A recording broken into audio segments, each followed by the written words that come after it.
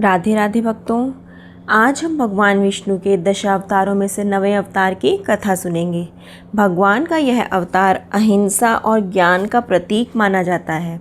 यह अवतार भगवान विष्णु ने उस समय लिया था जब संसार में अत्यधिक हिंसा, अधर्म और अज्ञानता फैल गई थी। इस अवतार का उद्देश्य लोगों को अहिंसा, सत्य, करुणा और ज्ञान के मार्ग पर चलने की प्रेरणा देना था। वे कहते थे कि कभी भी किसी से ईर्ष्या मत करो, वरना मन हमेशा अशांत ही रहेगा। जिस व्यक्ति का मन शांत है वह सभी दुखों से मुक्त हो सकता है। शांति भीतर से आती है, इसे बाहर मत खोजो। बुद्ध को वैष्णव पुराण में इसकी पौराणिक कथाओं के माध्यम से वैष्णववाद में एकीकृत किया गया है और जहां बुद्ध को विष्णु का 9वां अवतार माना जाता है। कहते हैं कि राम के 2 पुत्रों लव और कुश में से कुश का वंश ही आगे चल पाया। कुश के वंश में ही आगे चलकर शल्य हुए, जो कि कुश की 50वीं पीढ़ी में महाभारत काल में उपस्थित थे। इन्हीं शल्य की लगभग 25वीं पीढ़ी में ही बुद्ध हुए थे। गीता के 4थे अध्याय के श्लोक में भगवान श्री कृष्ण कहते हैं, यदा यदा हि धर्मस्य ग्लानिर्भवति भारत अभ्युत्थानमधर्मस्य तदात्मानं सृजाम्यहम् परित्राणाय साधूनां विनाशाय च दुष्कृतां धर्म संस्थापनार्थाय संभवानि युगे युगे। जब धर्म की हानि और अधर्म की वृद्धि होती है तब मैं अपने साकार रूप में लोगों के सम्मुख प्रकट होता हूँ। साधुजनों की रक्षा करने के लिए, पाप कर्म करने वालों का विनाश करने के लिए और धर्म की भली भांति स्थापना करने के लिए मैं युग युग में प्रकट हुआ करता हूँ। बुद्ध शुद्धोधन व माया के पुत्र थे और वे बहुत ही ज्ञानी व तपस्वी थे।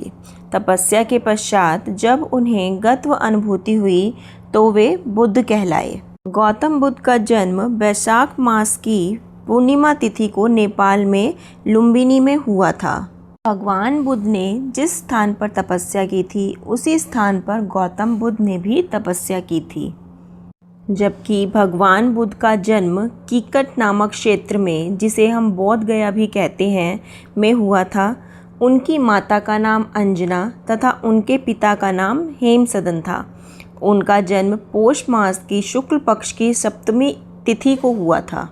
श्रीमद् भागवत पुराण तथा नरसिंह पुराण के अनुसार भगवान बुद्ध लगभग 5000 साल पहले इस धरती पर अवतरित हुए थे, जबकि गौतम बुद्ध 2500 साल पहले धरती पर अवतरित हुए थे। इसलिए गौतम बुद्ध और भगवान बुद्ध दोनों भिन्न भिन्न हैं, दोनों में बहुत अंतर है।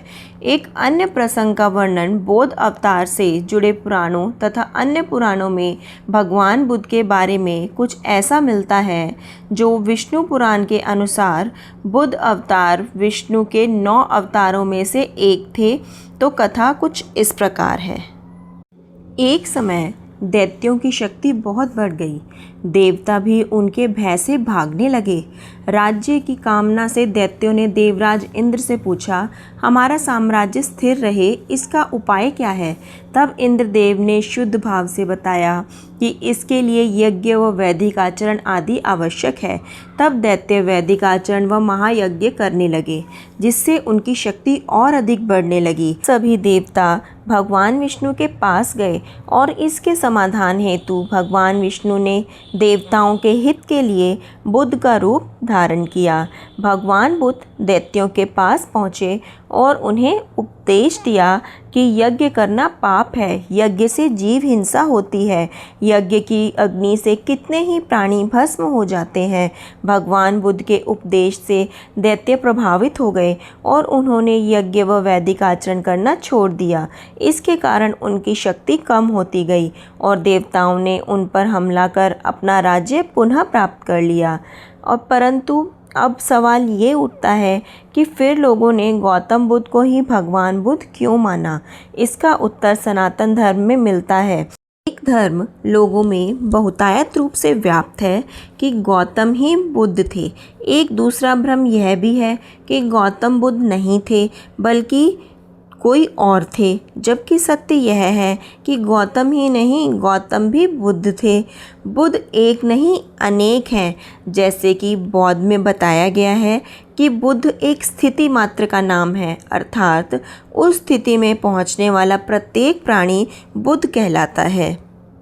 बुद्ध का कार्य समाज में जो लोग धर्म के नाम पर पाखंड तथा पशु हिंसा आदि करे, ऐसी असुरी संपदा से युक्त पुरुष को वो उपदेशों के द्वारा सनातन से विमुख करना।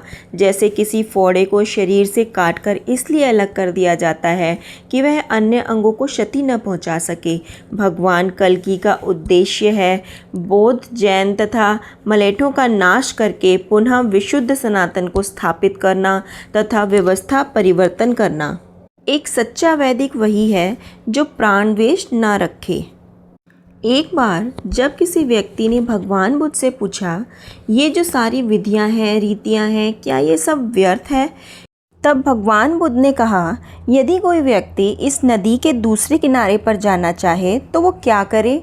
फिर वह व्यक्ति बोला, यदि जल गहरा नहीं है तो वो चल कर जा सकता है, और यदि जल गहरा है तो वह नाव की सहायता से या स्वयं तैर कर जा सकता है। फिर भगवान बुद्ध बोले, यदि वो चलना ना चाहे और ना ही तैरने को तैयार हो और ना ही नाव ले जाने को तैयार, और वो कहे कि मैं प्रार्थना करता हूँ कि इस नदी का दूसरा किनारा स्वयं चलकर मेरे पास आ जाए, तो इस पर वह व्यक्ति बोला, तब तो ऐसे व्यक्ति को मूर्ख कहेंगे, महामूर्ख। तब भगवान बुद्ध ने पुनः उत्तर दिया, इसी प्रकार यदि व्यक्ति अज्ञान और भ्रांति को अपने विवेक से मिटाएगा नहीं तो परम आनंद और मुक्ति के दूसरे छोर पर कैसे पहुंच पाएगा? चाहे वो पूजा करे या अनुष्ठान या व्रत करे या किसी नीति पर चले, वो इस किनारे पर ही रहेगा। तब वह व्यक्ति बोला, हमने सारे शास्त्रों को पढ़ा, उनसे व्याख्या की, परंतु जीवन के इतने बड़े जटिल सत्य को इतनी सरलता से किसी ने नहीं समझाया। आप इस भटकती मानवता को परम ज्ञान का मार्ग दिखाएंगे। आप करुणा के सागर हो, आपको शत शत नमन है। अब हम आपको बौद्ध अवतार का कारण बताते हैं, क्योंकि उसी से इस प्रश्न का उत्तर आपको सही से मिल सकता है कि क्या गौतम बुद्ध भगवान विष्णु के अवतार थे या फिर नहीं। कलयुग के आने पर मिस्र देश में उत्पन्न कश्यप गोत्रीय मलेठों ने शिखा रखकर तथा जनेऊ धारण करके स्वयं को ब्राह्मण घोषित कर दिया तथा स्वयं भी वेद पाठ करते हुए देवताओं का पूजन करने तथा कराने लगे। इससे त्रस्त होकर देवताओं ने इंद्र के हाथों समाधान हेतु निवेदन किया। तब देवराज इंद्र ने उनकी प्रार्थना पर उन असुर मलेठों को मोहित करने के लिए बौद्ध मार्ग का विस्तार करके वेदों के निंदाप्रद ग्रंथों को लिखने के लिए अवतार लिया। वेदों की निंदा करने के कारण उन्हें कुष्ठ हो गया। फिर समस्त देवगण बुद्ध रूपधारी श्री विष्णु जी के पास गए, जिन्होंने अपने योग बल से उनका कुष्ठ रोग का नाश कर दिया। जो वस्तुतः बुद्ध का आगमन सनातन धर्म के अंदर जिन मलेठों ने घुसपैठ कर रखी थी, उनके विनाश के लिए हुआ था। श्रीमद् भागवत में भी वर्णन है कि असुरों को मोहित करने के लिए बुद्ध का अवतार हुआ था।